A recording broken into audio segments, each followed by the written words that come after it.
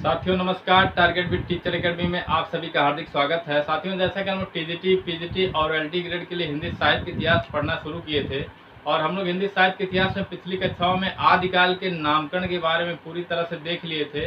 आज हम लोग आदिकाल के बारे में विस्तृत अध्ययन करेंगे और देखेंगे कि आदिकाल के अंतर्गत कौन कौन से ग्रंथ आते हैं और आदिकाल के अंतर्गत कौन कौन से लेखक आते हैं या कवि आते हैं। आज हम लोग आदिकाल के बारे में विस्तृत अध्ययन करेंगे और जो भी साथी टीजीटी, पीजीटी और एलटी ग्रेड के लिए हिंदी साहित्य के इतिहास यानी हिंदी साहित्य से अध्ययन कर रहे हैं उन्हें यह वीडियो जरूर देखना चाहिए और अपने मित्रों को भी शेयर करने का आप लोग जरूर प्रयास करिए, जिससे आपके साथ साथ उनकी भी तैयारी बेहतर हो सके।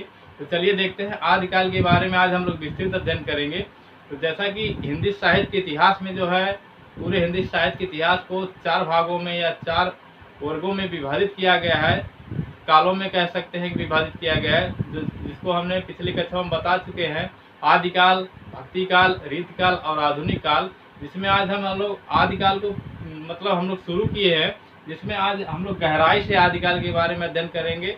जैसा कि आदिकाल को हम सुविधा के अनुसार या कह सकते हैं कि आदिकाल को इतिहासकारों द्वारा सुविधा के अनुसार कि 3 भागों में विभाजित किया गया है। एक रासो साहित्य के नाम से विभाजित किया गया है, एक भक्ति साहित्य के नाम से विभाजित किया गया है, एक अन्य साहित्य के नाम से विभाजित किया गया है। उसी को आज हम लोग देखेंगे विस्तृत अध्ययन। देखिए आदिकाल को, देखिए आदिकाल को जैसे कि जान रहे हैं, आदिकाल के साहित्य को 3 भागों में विभाजित किया गया है। जैसा कि हमने बताया कि आदिकाल के हिंदी साहित्य के इतिहास में जो आदिकाल है, आदिकाल को इतिहासकारों द्वारा हिंदी साहित्य के इतिहासकारों द्वारा कह सकते हैं कि हिंदी साहित्य के इतिहासकारों द्वारा जो है या लेखकों द्वारा या कवियों द्वारा जो है कह सकते हैं कि पूरे हिंदी आदिकाल को सुविधा के अनुसार अपने 3 भागों में विभाजित करके अध्ययन किया जाता है। हिंदी साहित्य के इतिहास में आदिकाल को वह कौन कौन सा है भाग? एक रासो साहित्य है, यानी आदिकाल को सुविधा के अनुसार 3 भागों में विभाजित करके कवियों द्वारा या लेखकों द्वारा अध्ययन किया जाता है या करवाया जाता है, रासो साहित्य। दूसरा भक्ति साहित्य, तीसरा अन्य साहित्य। अब देखिए रासो साहित्य जो है कि अंतर्गत कौन कौन से ग्रंथ आते हैं। रासो साहित्य है एक जो कि आदिकाल के अंतर्गत आता है, आदिकाल का एक भाग है रासो साहित्य। रासो साहित्य के जो अंतर्गत इसके अंतर्गत ग्रंथ आते हैं, महत्वपूर्ण ग्रंथ आते हैं जो बार बार परीक्षाओं में पूछा जाता है।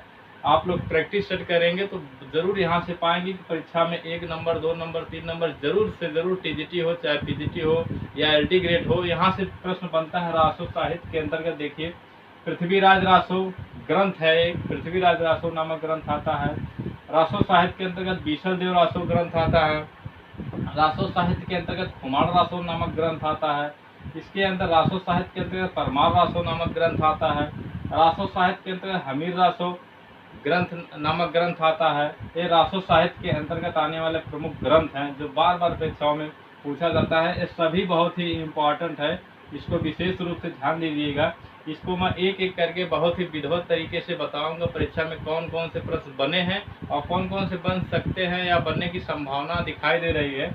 उसके बाद देखिए भक्ति साहित्य जो कि आदिकाल का ही एक पार्ट है। जैसा कि आदिकाल को 3 भागों में सुविधा के अनुसार बांट कर पढ़ा जाता है। रासो साहित्य एक देख लिए आप लोग। उसके बाद दूसरा भक्ति साहित्य है। भक्ति साहित्य के अंतर्गत जैन साहित्य आता है, जैन साहित्य आता है और सिद्ध साहित्य आता है, नाथ साहित्य आता है। जैसा कि देखिए भक्ति साहित्य के अंतर्गत जैन साहित्य, सिद्ध साहित्य और नाथ साहित्य, यह जो है जैन, सिद्ध, नाथ जो है यह भक्ति साहित्य के अंतर्गत आते हैं जो कि आदिकाल के ही अंतर्गत आते हैं। उसके बाद अन्य साहित्य आता है, तीसरा पार्ट, जिसमें विद्यापति, अमीर खुसरो, अन्य कवि जो आते हैं वह अन्य साहित्य के अंतर्गत आते हैं, जो कि बहुत ही इम्पोर्टेंट सेशन है। बार बार परीक्षाओं में कोई ऐसा परीक्षा नहीं होता जैसे टीजीटी, पीजीटी में जब भी परीक्षा में यहाँ से प्रश्न बनाएगा तो 100% मान के चलिए कि इसमें से किसी न किसी परीक्षाओं में इसमें से किसी न किसी टॉपिक से 1 प्रश्न 2 प्रश्न जरूर आपको देखने को मिलेगा। यदि परीक्षा में आदिकाल से प्रश्न उठाता है तो यहाँ से आपको जरूर देखने को मिलेगा। चाहे रासो साहित्य के अंतर्गत आने वाले हो, चाहे भक्ति साहित्य के अंतर्गत आप, चाहे अन्य के। यहाँ से जरूर 2-3 प्रश्न आपको मिल जाएंगे परीक्षा में, इसको जानते रहिए।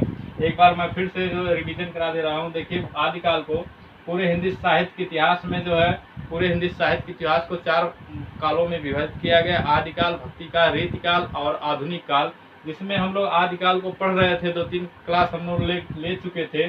काल विभाजन को हम लोग काल नामकरण भी देख लिए थे। आज हम लोग विस्तृत अध्ययन करेंगे। आदिकाल को सुविधा के अनुसार लेखकों द्वारा या कवियों द्वारा या हिंदी साहित्य के इतिहासकारों द्वारा 3 भागों में विभाजित करके पढ़ा जाता है, या सुविधा के अनुसार। रासो साहित्य, भक्ति साहित्य और अन्य साहित्य।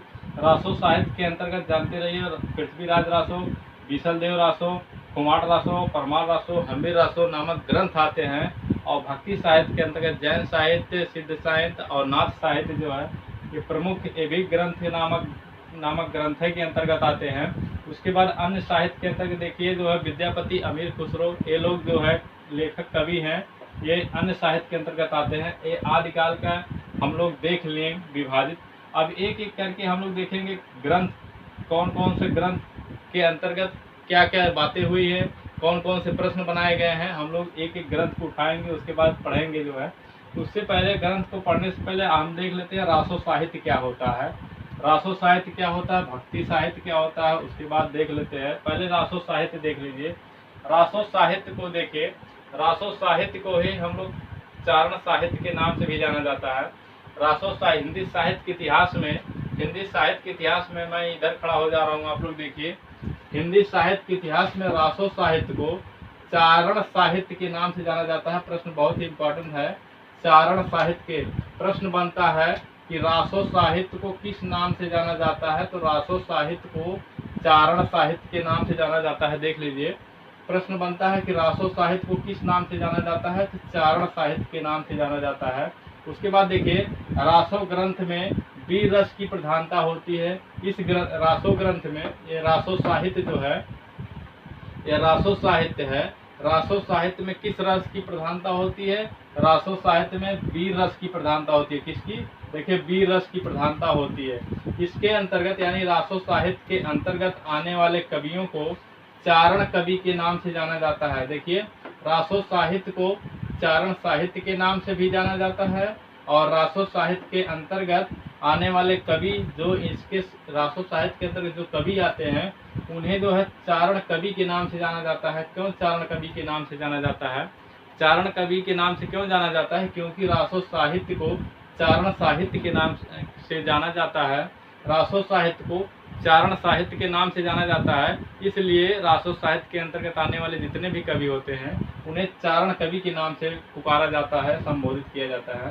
रासो ग्रंथ जो है चारण कवियों द्वारा लिखा गया है। देखिए, रासो ग्रंथ जो है, इसके अंदर जो रासो ग्रंथ आते हैं, जैसे पृथ्वीराज रासो, बीसलदेव रासो, कुमार रासो, परमार रासो, हम्बीर रासो, यह जो चारण कवियों द्वारा लिखा गया है। चारण कवियों इसलिए कहा जाता है क्योंकि रासो साहित्य को चारण साहित्य, देखिए प्रश्न बनाता है परीक्षा में कि रासो साहित्य को किस नाम से जाना जाता है, तो रासो साहित्य को चारण साहित्य के नाम से जाना जाता है। प्रश्न बनाता है कि रासो साहित्य के अंतर्गत कौन से रस की प्रधानता पाई जाती है रासो साहित्य के अंतर्गत, या रासो ग्रंथ में कौन से रस की प्रधानता पाई जाती है, तो वीर रस की प्रधानता पाई जाती है।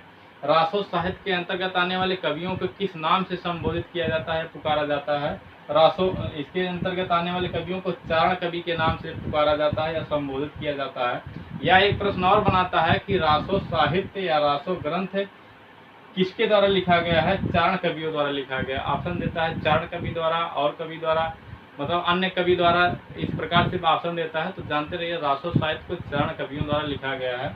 अब प्रश्न यहाँ से देख लिए कैसे बनाता है, एक बार रिवीजन करा देते हैं। रासो साहित्य के अंतर्गत आने वाले कवियों को चारण कवि कहा जाता है। क्यों कहा जाता है, क्योंकि रासो साहित्य को चारण साहित्य कहा जाता है। रासो साहित्य में वीर रस की प्रधानता पाई जाती है। रासो साहित्य के अंतर्गत वीर रस की प्रधानता पाई जाती है। और आदिकाल को देख ही लिए, आदिकाल को सुविधा के अनुसार 3 भागों में विभाजित करके पढ़ा जाता है। रासो साहित्य, भक्ति साहित्य, अन्य साहित्य। रासो साहित्य के अंतर्गत पृथ्वीराज रासो, बीसलदेव रासो, कुमार रासो, परमार रासो, हम्बीर रासो आते हैं। भक्ति साहित्य के अंतर्गत जैन साहित्य, सिद्ध साहित्य, नाथ साहित्य आते हैं। अन्य के अंतर्गत विद्यापति, अमीर खुसरो आते हैं। जैसा कि हम लोग आदिकाल के बारे में देख लिए हैं, अब एक एक करके रासो साहित्य को भी देख लिए हम लोग। रासो साहित्य क्या होता है, रासो साहित्य से कौन कौन से प्रश्न बनते हैं, यहाँ तक हम लोग देख लें। अब हम लोग जो है देखें कल से जो है पृथ्वीराज रासो उठाएंगे, एक एक ग्रंथ को उठाएंगे और पढ़ते चले जाएंगे। जो जो प्रश्न बना है इम्पोर्टेंट, चाहे वो टीजीटी, चाहे पीजीटी, चाहे अल्टी ग्रेड, चाहे वो नेट जीआरएफ, कोई किसी भी परीक्षा में अगर प्रश्न बना है वो मैं ज़रूर बताऊंगा। आप लोग विस्तृत रूप से ध्यान से मतलब देखते जाइए, और जो भी हमारे द्वारा पढ़ाया जा रहा है वो प्ले लिस्ट में जाइएगा, क्रमवाही आपको मिल जाएगा। तो साथियों, आज के लिए इतना ही। नमस्कार, धन्यवाद।